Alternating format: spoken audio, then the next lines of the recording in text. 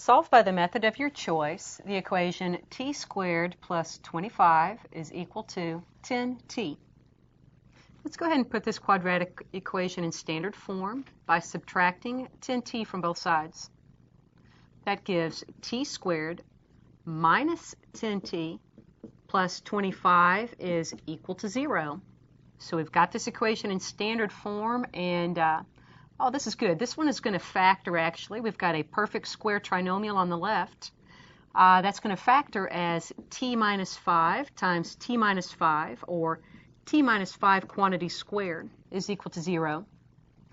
Using our zero factor property, we have this repeated factor. We need to only list it once. If t minus 5 times t minus 5 is equal to 0, then t minus 5 itself must be 0, or t must be equal to 5. A quick check is going to show that that satisfies the original equation.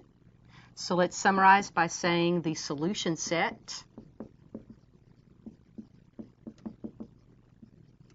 is 5.